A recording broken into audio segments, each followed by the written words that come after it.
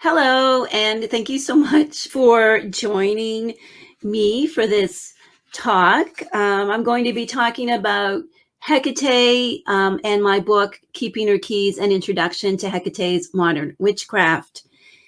It is June the 5th. It's 5 o'clock in the afternoon where I am in the world. So welcome on into this space. If you're joining live and watching on Facebook, I encourage you just to pop a comment saying that hello to everyone and letting everyone know where you are in the world as we start to create our space here as we gather everyone who's joining live. So just say where you are in the world as we start to create our space. I mentioned that it's June the 5th. I'm going to welcome in the astrological signatures, the stars into our space. We have a waning moon in Aries right now. Interestingly, I track and study the asteroid Hecate to see how she influences the astrology. And Hecate is also in Aries. She moved in there on May the 12th. So her energy and the energy of the moon in Aries is combining right now. And for these few days, we've been feeling a lot of that pull to independence. You know, we've been feeling more courageous. A lot of sovereignty energy happening in the first half of the month of June with the planet of Jupiter and Pisces. So there's a lot of sovereignty energy happening right now. Of course, coming up on June the 10th, we have the new moon, which is known to us Hecateans as the dark moon, which is when we typically hold rituals honoring Hecate. And this new moon on June the 10th is very special because it's also a solar eclipse. And that's coming, of course, in the sign of Gemini, merging night and day, the beautiful underworld with the starry road above as we approach the summer solstice. So I welcome in all of these signatures, Mercury, of course, who is in Gemini and retrograde, and Venus, who recently moved into Cancer, Mars and Saturn as well, inviting all of the 7 stars of Hecate's crown into our space today. I invite you now, if you're joining live or if you're watching the recording later, to just take a moment and to start to see in your mind that we're in a physical space and that we're gathered in a circle. And in the middle of this circle is a beautiful table. On that table is whatever you need to see in this moment. Just start to open up to the deeper world. Start to open up to Hecate and allow what you need to see to come forward as we start to see the altar in the middle of our circle. Now I'm going to invite you to add an offering to our altar. And the offering that we bring here today can be so many things. But I'm going to ask to begin by choosing 1 or 2 words that you're bringing to our gathering, whether you're live with us or you're watching the recording later. Just 1 or 2 words, scribble them down on a piece of paper, pop them in the text chat. What are the 2 words that you're bringing to our gathering? What are you offering? Whatever comes to mind first. My 2 words, I guess, would be excitement. I'm always a little bit anxious about doing these kind of live events, especially since I'm in one platform and you're watching on Facebook Live, or if you're a student of mine, you're watching via Zoom within my organization. So I feel a little disconnected. And whenever I start to feel disconnected from all of you in the circle, I get a little bit of anxiety, but I am really excited and I'm also very organized. I guess that was 3 words. So if you're here live, pop the 2 words that you're bringing and putting upon our altar into the text chat, or write them down in your journal to explore later. Whatever 2 words come to the surface first are the 2 words that are invitations as well as offerings for you to explore more later on. It's what's coming up, what you need to pay attention to right in this moment. Now I'm going to add to our altar and create our sacred space for our gathering here by lighting our candles. If you have a candle ready, I encourage you to light it now as we begin to create our circle. So I'll start by lighting our Keeping Your Keys candle.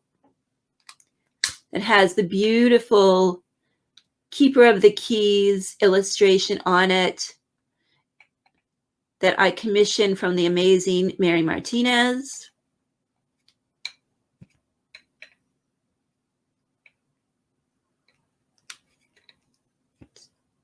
There we go. Beautiful. So this is I cast the circle around us, creating sacred space.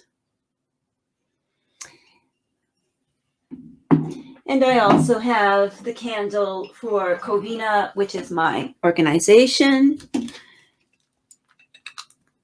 and bring blessings from my students and priestesses there for our time together today. Beautiful.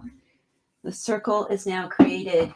Now, with your candle, see your candle added to our altar, and as it sits there on our altar, that candle becomes infused with the energy of our gathering. And now, as we form this space, I will invite Hecate into our space. May she bless our time together and our other allies and so on. Our time together today is going to be divided into the first space that we just went through, which is our ritual of creating Temenos, sacred space. And then I'm going to give a little bit of a talk just for a few minutes. And then I'll be leading us into Hecate's garden to receive a new key.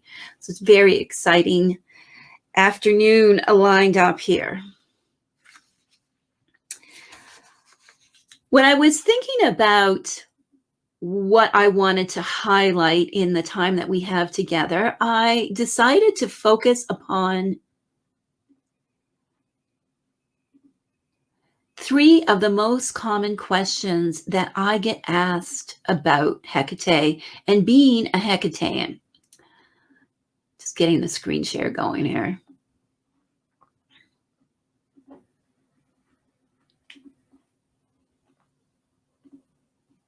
There we go.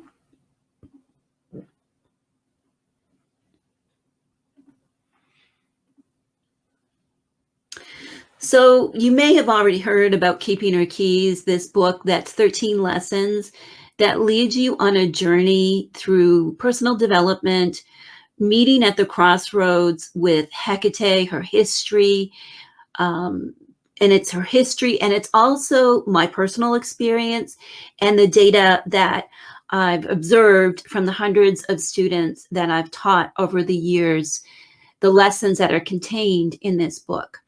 So I'm always so humbled when I think about how this book has traveled around the world and has so deeply touched so many people.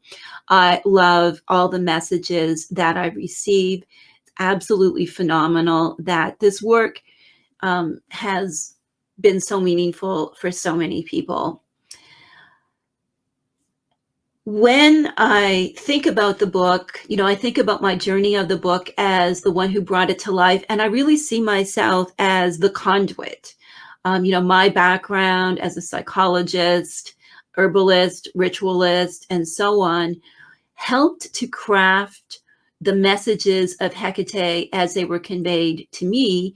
And my training and many years of experience as a researcher really helped me to synthesize what my students were experiencing and really offer what is truly a self-directed course that you can do completely on your own. If you're ready for a deeper dive, we're offering the Keeping Your Keys Summer School starting in a few weeks. And the Mistai, which is the 9-month journey through the teachings of Hecate and her magic, medicine, and mystery, that's really an introduction to depth psychology, how to work with your dreams, how to understand the stars, how to weave magic, of course, how to heal into your own unique wholeness. That starts up again in September, and we're having an open house in a few weeks. Tanya Cholik, who's the student coordinator for the Kavina Institute, my school, she's going to be popping the link to the link tree that contains everything that I mentioned here in our time together today. So you can grab that link if any of the things I'm saying capture your attention and you want to learn more. So like I said, I wanted to touch upon some of the questions that I get asked a lot about Hecate. And we started calling this a little while ago. We started calling it Hecate's Help Desk. And one of my more popular YouTube videos is an episode of Hecate's Help Desk where I talk about offerings and so on. So you can find that on the YouTube channel that's linked in the link tree as well. I've picked 3 questions. It was hard to narrow it down to 3 questions, but nevertheless, we made it to 3 questions. So here we go. Let's dive in. This is the question that I get asked the most from people who are completely new to Hecate. And, I've often told my own experience of connecting with Hecate for the first time, and that it was a late night. I was doing chores. I was down in the basement folding laundry, and I was in that, that almost that meditative state you get into when you're very tired and you're like, oh, I just got to get these things done because work is coming in the morning. There's kids to get to school and work to go to. And all of a sudden, in my head, I heard this voice say, it's time. And I knew it was Hecate. Now, I'm a psychologist. I'm a researcher. I've spent years developing self-directed programs for women and families to help manage depression and chronic illness and so on. I'd always been personally really, a practitioner, an herbalist, a seeker of the deeper world in many ways. But I did feel a little crazy when I had this voice inside of my head say it's time, and the knowing that it was Hecate. So when we first get that little twitch, that thrum, a rumble, something in our soul starts to shake loose and the chains start to unfurl a little bit, and we might have a dream or there's a synchronicity. We find a key, a black dog comes out of nowhere and so on. Something happens and we start to think, is this Hecate? And one story I've heard many, many times, hundreds of times, is that I'll get a message from someone and it goes something like this. It's like, hi, I'm not sure how I ended up on your site, your blog, your podcast, with your book, fill in the blank kind of thing. But here I am. And I think Hecate is calling me, but I don't know. And then my answer is, well, we're here. You've been led here. You've followed the trail and you've gotten here. You've paid attention. And so much of knowing that it's Hecate is just allowing ourselves to take that key. It's like she slides that key under the first gate of hers. And we have to reach down and pick up that key and then open that first door. And that requires, starting to trust ourselves, trusting our own feelings, trusting that this awakening that we're having, that's Hecate and our soul stirring and all that's happening to us, trusting those feelings and beginning that journey of connecting to Hecate and her deeper world. Using our intuition, this is a quote from the Keeping Your Keys book, use your intuition to determine if a thought or image that occurs to you is a sign from Hecate. Lean into it. Do the same with your external surroundings. Pay attention to what's going on inside of you and around you. If you practice this for a few weeks, you'll really strengthen your awareness of Hecate. Once it's an established habit, you'll do it automatically and you'll become connected to her, the deeper world, synchronicities, and so on. So use your intuition for interpreting whether something is a sign rather than referring to sources, because this intuition is vital for becoming a powerful witch. And that's from lesson 3 of the Keeping Your Keys book. It's so important for me to convey to you that we live in the information age. There's so many websites, so many books, so many things for us. We can get super overwhelmed if we start looking all around us. The journey of awakening the soul and connecting to Hecate is an inward journey that's about awakening the intuition. And I always counsel students to begin with what feels right, make some notes, and then do your research.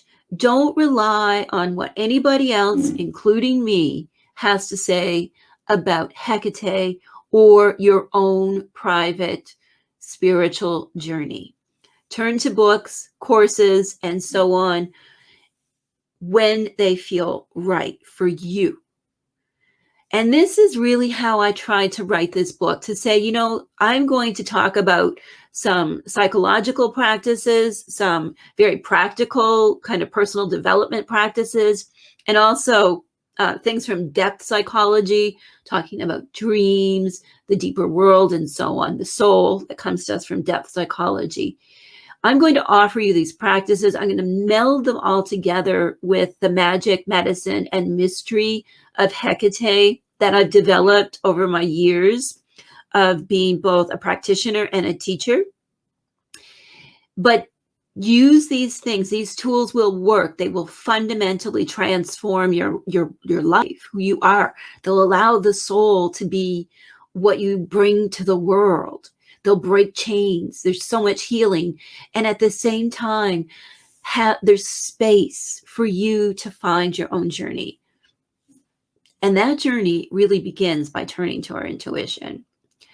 The number 2 question I get asked so often is, how do I connect with Hecate? Now, of course, this comes in so many different wordings, but this is what it's about, the gist of it. It's like, okay, I feel called, and maybe I'm still a little bit hesitating to trust myself, but I'm very drawn to Hecate. I'm very drawn to this path. Your book thrums with me. This image of Hecate really like ignites something within me. Whatever it is, the song, all of these things are happening, and I want to go deeper. Where do I begin? Beginning, I would say, begin just by lighting a candle. That ritual we did to start our gathering here today. Offer her the 2 words that are front of mind right now. Light your candle, soften your gaze into it. What can happen is very much like in this beautiful photograph, we can feel like, even though she often sends avian allies, so you can see the bird is holding her torch there, lighting our way, but we can feel like we're blindfolded. But if you look close at this image, what you see is that it's really an opaque blindfold, that the woman could see through the blindfold if she opened her eyes. And I think the number 1 tip I have for connecting with Hecate is just to become aware. And there's so many different beautiful ways to become aware. The intuition is where we begin, and going deeper into trusting ourselves and trusting her. It's a journey, follow that pale torchlight. And I've got a quote from the book where I talk about connecting to Hecate so much in the book. This is one that I chose. Using her symbols like keys, torches, snakes helps to focus attention on connecting to Hecate. Sometimes these symbols, including black dogs, show up unannounced, indicating that she's close to us and wants our attention. We call those synchronicities. Other times, connecting to the energy of the symbol in a more ritualistic, intentional way provides a conduit or a portal for direct communion with Hecate. I see her in all aspects of everyday life, especially the natural world. So look for those signs, the unexpected bird ally that shows up, for example. There are so many opportunities to meditate on her creation as a means of connecting to her. And I chose this ancient plaque representing Hecate as the triple goddess. Certainly, that is one of her symbolic archetypal forms that has many of the symbols that we still associate with her today. Those twin torches, the lights she shines, sometimes often depicted as well as lanterns, if you think back to the last picture that I showed. So she's lampadios, which means lamp bearer, as well as torch bearer. Her snake, you can see it, her sword or dagger, and so on, her keys. I wanted to share one historical image of Hecate just to highlight that there is over 3,500 years of recorded history of Hecate. It's a lot.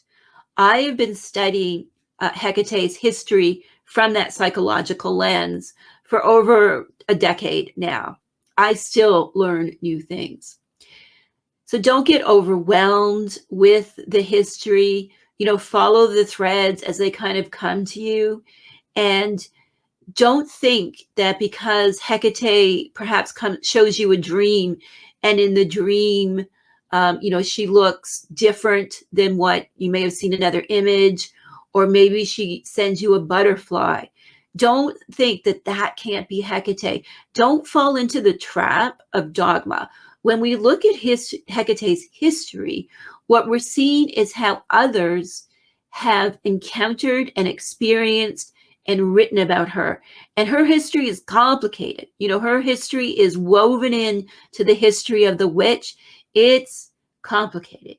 It goes from being beautiful, about being the great mother, to being vilified. And, now we're in the period of reclaiming. There's a lot there.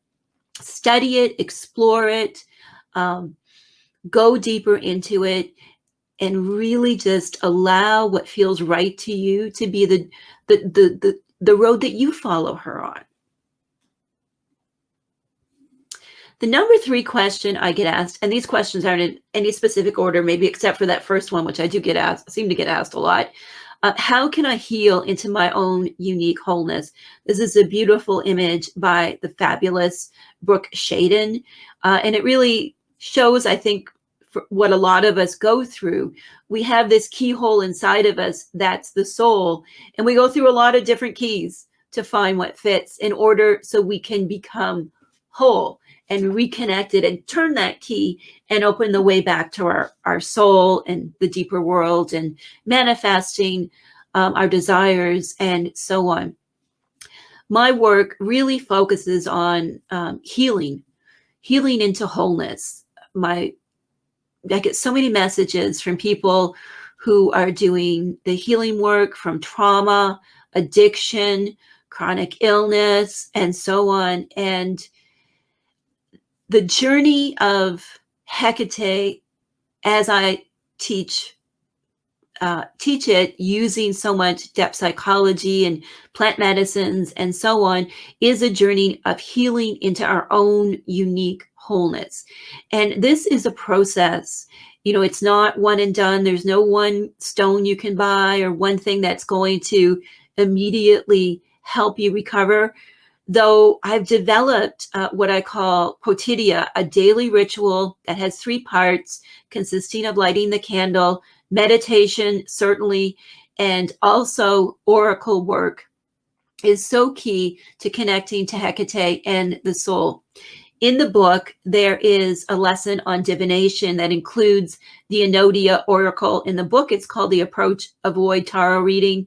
I teach it as the Enodia oracle, which is about doing daily oracular work with 2 cards.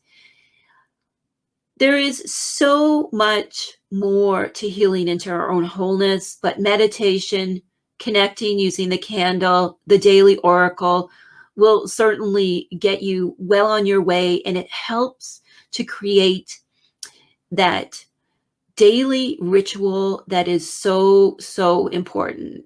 I've been a psychologist for a long time, and I know that the road to healing is done through those daily bits. I'm so happy that the audiobook for Keeping Her Keys is going to be released at the end of June, and you can find the link to the pre-order in the Linktree link being shared in the comments. And I wanted to share just a little bit, just to uplift the audiobook a little bit. I share just a little bit of the new introduction that I wrote for the audiobook. It's been 2 years since Keeping Her Keys was published. At the time, I had no idea that the book would become popular. So true. Let alone still be on the top of the publisher's best-selling list. As I write this note, I am so pleased to be able to share the keys of Hecate's modern witchcraft as an audiobook.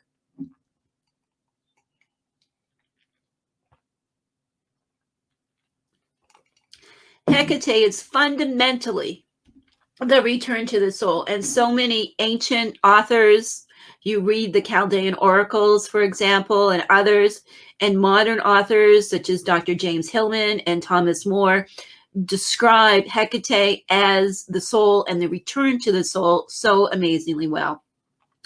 She offers us the keys of her magic, medicine, and mystery so that we can heal into our own unique wholeness. Now, this journey we're on, of course, is not a straight line. It is very much like this symbol I've put up here, which is Hecate's wheel, also known as the Strophalos, and it has a few other names as well. So this wheel really shows us that our lives are part of this huge wheel that is the whole universe. And that Hecate spins this wheel. So just take a minute just to take in the different parts of this wheel.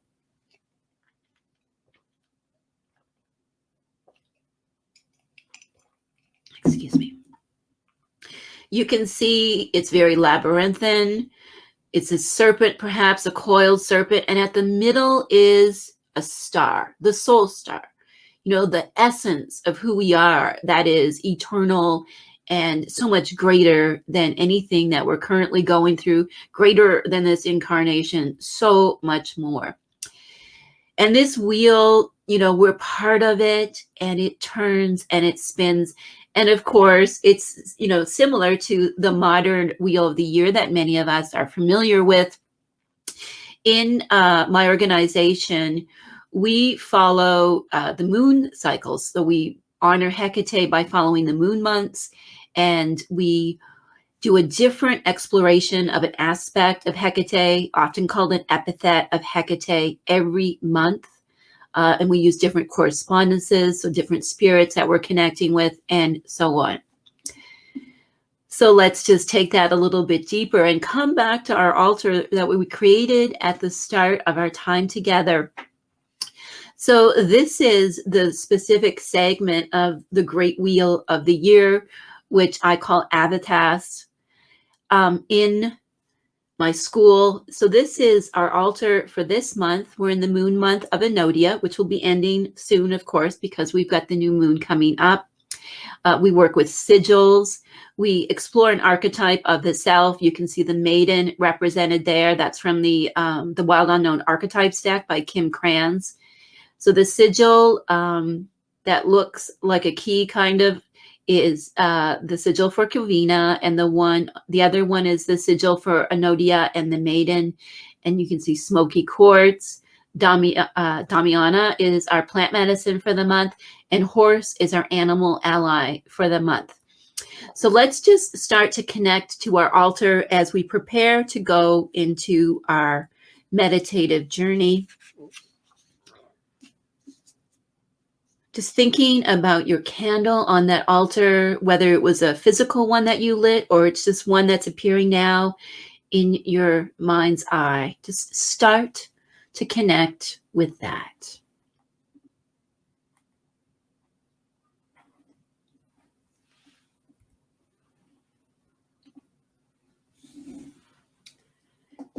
And now let's begin the process of going into our meditation. I'm inviting you to close your eyes.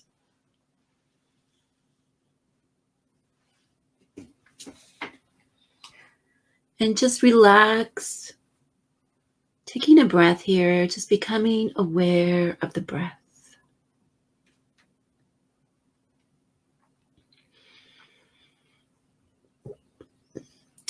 Shifting your weight into your sitting bones, planting your feet, or stretching them out.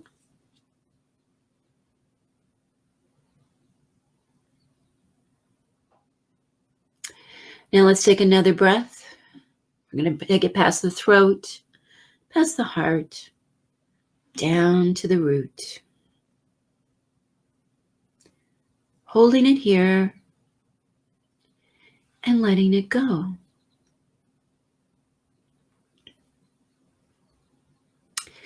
Now let's take another breath past the throat, past the heart, down through the belly, right down to that root again. Holding it here as the root unfurls, stretching down through the legs, through the floor, and deep into the earth, tethering us, grounding us, so that we can journey well into the deeper world of Hecate. Now let that breath go. Nice long exhale, letting it go. Now we're going to take our breath again past the throat to the heart, stopping at the heart center now. Holding it here, allowing that breath to awaken that deeper heart center. I want you to envision a strong back and a soft front. Feeling the energy that I'm sending, whether you're here live or you're watching the recording, the energy of everyone else gathered here today, the energy coming in from the priestesses.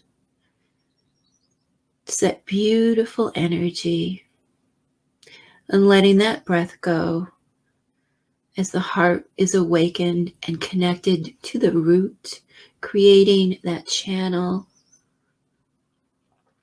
Now we're going to do something a little bit different with the breath, keeping the eyes closed. Take the breath, stopping it right here at the throat with me.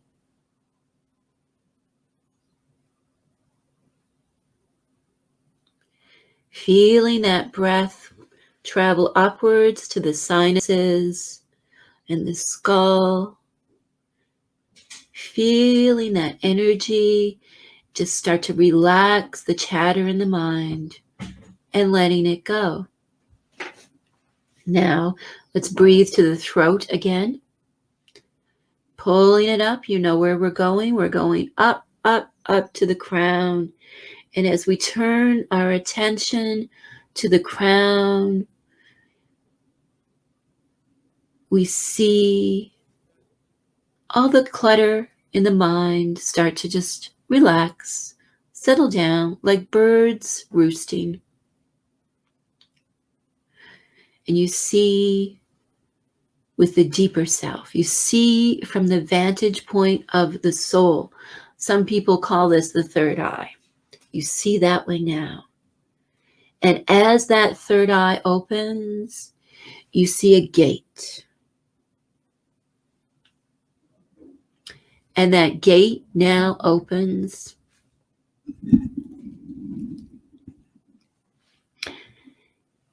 Now let's walk through that gate.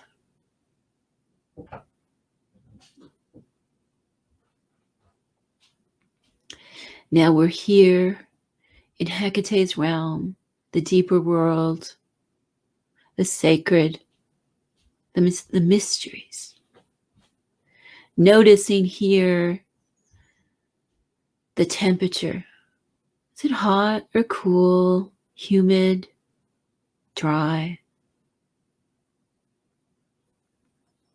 Noticing here the time of day, night. Is there a moon? Day. Is there sun? Or is it the liminal times in between?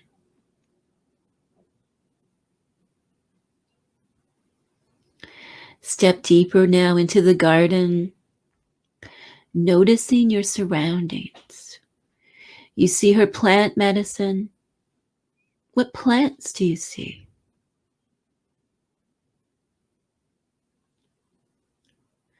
Stepping deeper into the garden now, you start to smell its smells.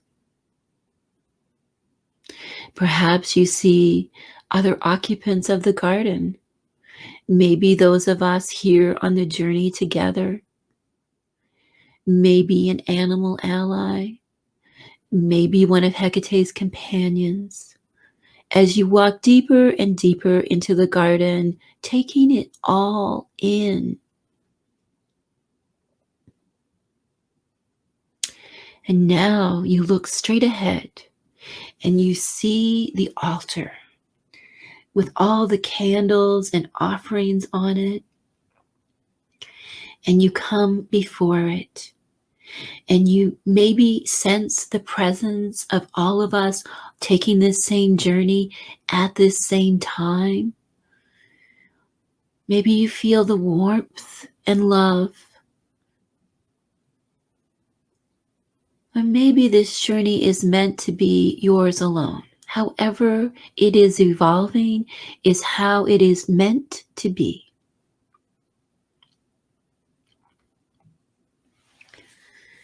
Standing here now, you begin to feel a change in the air. There is a sense of something beyond comprehension, of power and majesty,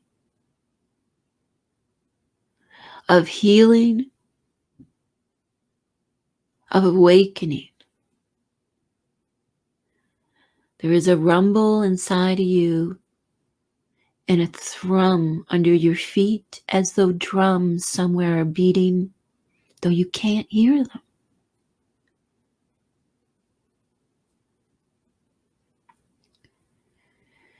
And you've been so busy sensing and feeling these changes that you didn't notice.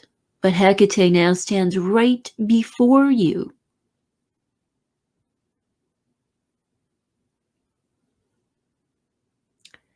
Taking her in as she shows herself to you.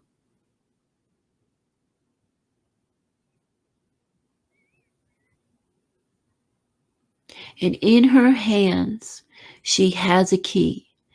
Now, this might be an actual key, or it might take the form of what a key is for you right now. It can be many different things that she's holding in her hands. Open your hands now, hold them by your heart center, and allow her to place this key in your hands and in your heart.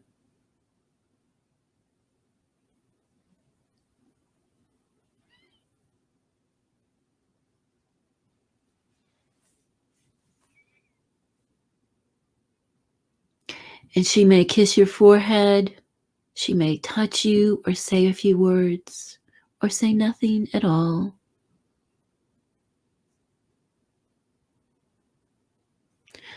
Beautiful, such beautiful energy here, such trust and sovereignty.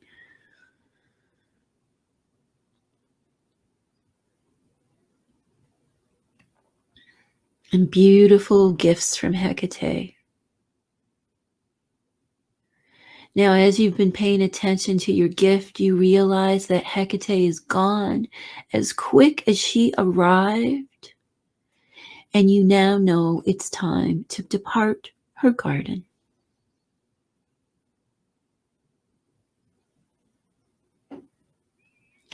So let's begin the journey back.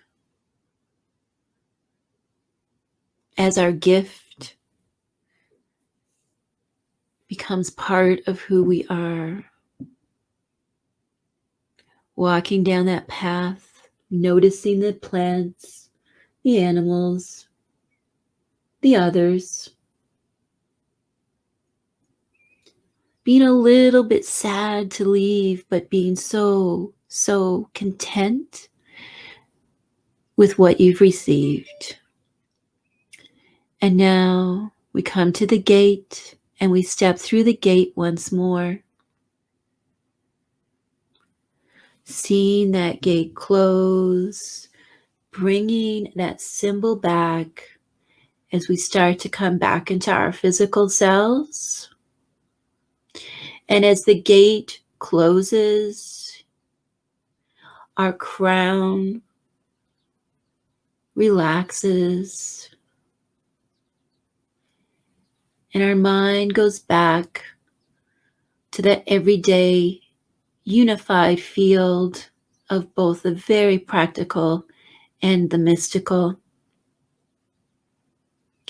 And we come back traveling, pulling the breath down past the throat to the heart, where we relax our heart center, and the medicine of the key we received travels down through the heart.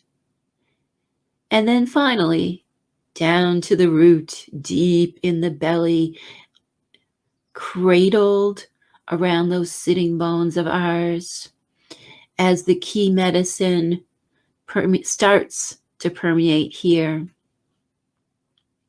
Let's take one really deep breath, right from crown to root together. And let it go. And as we let it go, those tethers that are keeping us grounded relax a bit. And we find ourselves going back into regular consciousness. I thank you so much for joining me for this meditation. It's been phenomenal. The energy was just absolutely beautiful in the meditation. I thank you to everyone who has helped to create this experience here today.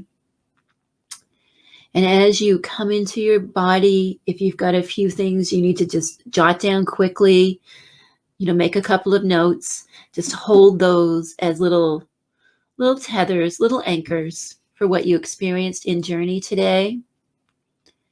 And I do believe I have time for a few questions. So if there are questions, I would love to answer them.